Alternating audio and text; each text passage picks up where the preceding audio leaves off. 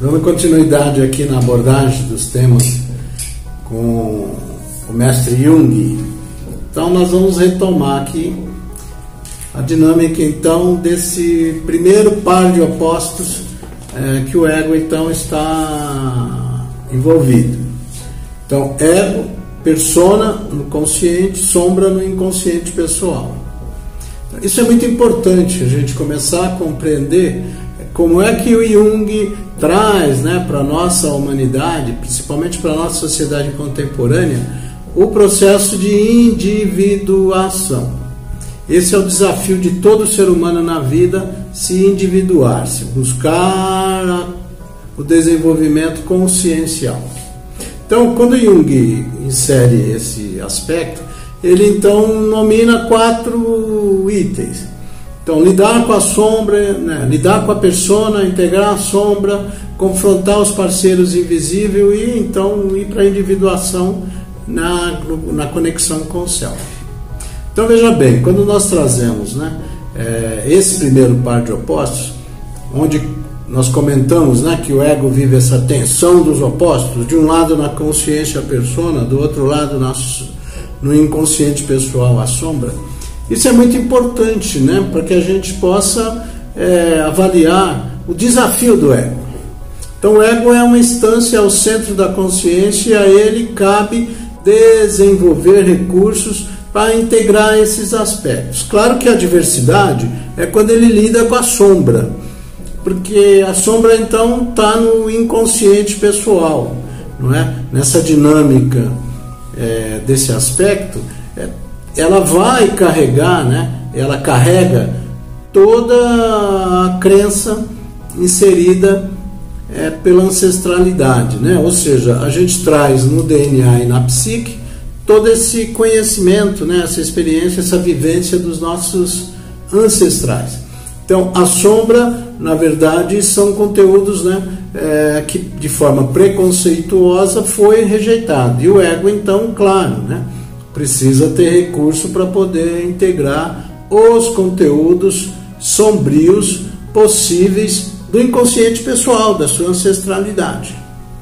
Então, e do outro lado, o ego tem esse desafio de lidar na dinâmica das máscaras com a exigência do consciente coletivo. Então, esse é o grande primeiro par de opostos.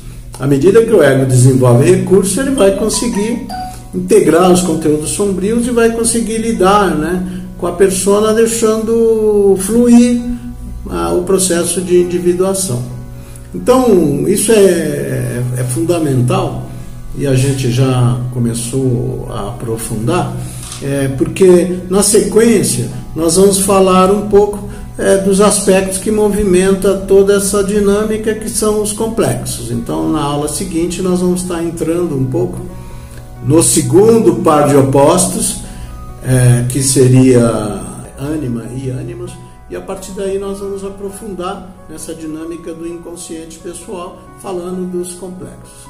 Então, hoje, nós queremos lembrar a importância do ego nesse processo de individuação. Algumas correntes querem matar o ego. Isso não é possível. O ego é o centro da consciência e é ele que vai elaborar e criar autonomia para esse processo de individuação. Nós sabemos que grande parte das pessoas vive uma vida no automatismo inconsciente, ou seja, eles têm muito pouca consciência.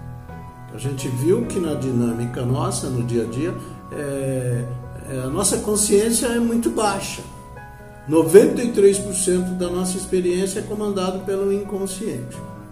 Isso na melhor das hipóteses. Então, o ego desenvolvendo o recurso, ele vai lidar de uma forma mais natural com as adversidades. As adversidades aqui nós consideramos os eventos. Então nós vamos começar a prestar atenção nos eventos, porque eles estão nos guiando, eles estão nos direcionando.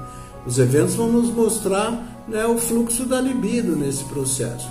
Então, para que a gente possa começar a aprofundar, é importante que as pessoas comecem também a entender como funciona a linguagem da alma. A alma fala para a gente em 4 aspectos, né? Através dos sonhos oníricos no dia a dia, através dos dilemas enfrentados com os eventos no dia a dia, através dos sintomas que o corpo traz no dia a dia. O corpo é uma instância sede do inconsciente pessoal, então o corpo não é comandado pela consciência, mas sim pelo inconsciente pessoal. E por último, né, a linguagem da alma é a arte. Então, à medida que eu entendo isso, eu posso começar a prestar atenção no meu dia a dia, começar a prestar atenção nos sonhos. Então, dessa forma, o ego pode e deve desenvolver recursos para criar autonomia no processo de diferenciação. Então, esse par de opostos, esse primeiro par de opostos, é o grande desafio, né, do ser humano, para que a gente possa, na medida, né, dos recursos, integrar os conteúdos sombrios possíveis do inconsciente pessoal e dar sequência, então, para o passo seguinte.